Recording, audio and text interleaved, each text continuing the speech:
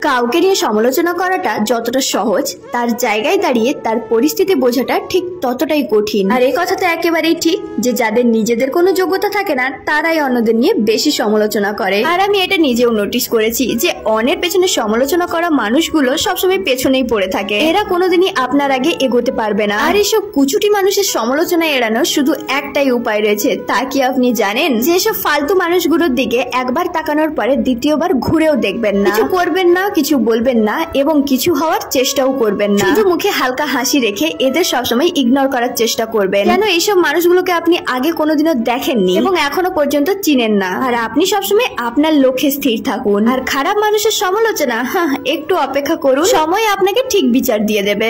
আর এই সময়ের তালে যে কত মানুষকে নাচতে দেখেছি আর কত মানুষের নাচ দেখতে যে বাকি আছে তা শুধুমাত্র ওপরওয়ালাই জানে। সকালবেলায় ভাত ডাল আলু ভাজা আর ডিম সেদ্ধ করে খাওয়া হয়ে গেছে সিনু স্কুল থেকে আসার পরে। আর এই যে এখন সবজিগুলো কাটছি, পাঁচমিশালি সবজি দিয়ে মাছের মাথার তরকারি, আর ছিল 3 পিস মাছ, সেই মাছের ঝাল। সত্যি কথা বলতে এই শীতকালে বাড়িতে যতই মাছ মাংস ডিম হোক না কেন, তাও শীতের এই টাটকা সবজিগুলোর প্রতি আমাদের আলাদা একটা টান থাকে। তাই প্রতিদিন বাড়িতে মাছ মাংস হলেও পুরো শীত জুড়ে রোজই কিন্তু কম বেশি সবজির তরকারি করা হয়। তরকারির জন্য যে যে সবজিগুলোর আমার প্রয়োজন ছিল সেগুলো কাটাকাটি করা হয়ে গেছে। এখন ধরে নিচ্ছি আমি উনুন। আর বেশ কয়েকদিন উনুনে রান্না খাওয়ার পরে গ্যাসের চুলায় রান্না করা খাবারের অতটাও স্বাদ পাচ্ছি না। তাই আজকাল চেষ্টা করছি বেশিরভাগ খাবার দাবারই উনুনের মধ্যে বানানো। কড়াই গরম হয়ে যাওয়ার পরে আমি দিয়ে দিয়েছি পরিমাণ মতো সর্ষের তেল। তেল গরম হয়ে গেলে দিয়ে দিয়েছি অল্প পরিমাণে কালো জিরে, আর সাথে দিয়ে দিয়েছি অল্প রসুন থেতো করে। ফোড়নটা হালকা ভাজা হয়ে গেলে দিয়ে দিচ্ছি এখন পাঁচমেশালি সব সবজিগুলো। আজকের এই পাঁচমেশালি সবজির মধ্যে আছে বেগুন, টমেটো, আলু, পেঁয়াজ কলি আর ধনেপাতা, কাঁচা লঙ্কা।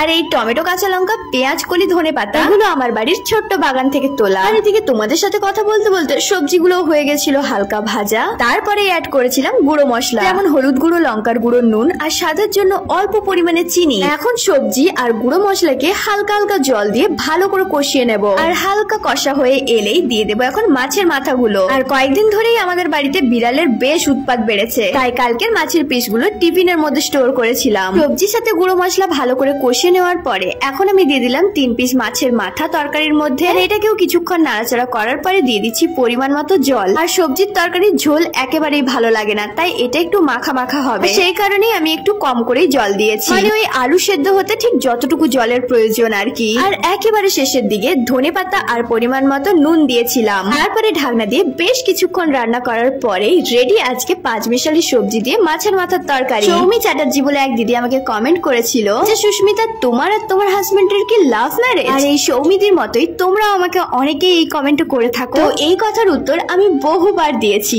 চলো আজকের ভিডিওতে তোমাদের সাথে আরো একবার শেয়ার করে নিই না হয়। হ্যাঁ, আমাদের লাভ ম্যারেজ। তৃপ্তি দাস আমাকে কমেন্ট করেছে যে দিদি তোমাদের দুজনের জোড়ি আমার খুব ভালো লাগে। তো থ্যাংক ইউ সো মাচ তৃপ্তি তোমাকে। পারমিতা সরেন আমাকে কোয়েশ্চেন করেছে যে দিদি তুমি সব থেকে বেশি কি খেতে ভালোবাসো? তো আমার সব থেকে পছন্দের খাবার হলো মিষ্টি। তুমি যে রকমেরই মিষ্টি দাও না কেন সব রকম মিষ্টির লাভার আমি। আজকের ভিডিওটা তোমাদের কেমন লাগলো কমেন্ট বক্সে জানাতে কিন্তু তোমরা কেউ ভুলো না। সাথে তোমরা এখন আমার এই ভিডিওটা কে কোথা থেকে দেখছো সেটাও কমেন্ট বক্সে জানিয়ে দিও কিন্তু। আর আমার ভিডিও যদি সত্যি তোমরা পছন্দ করে থাকো তাহলে প্লিজ ফলো করে দিও আমার পেজটা। তখন সবাই ভালো থেকো, সুস্থ থেকো। দেখা হচ্ছে খুবই তাড়াতাড়ি নতুন আরো একটা ভিডিওতে।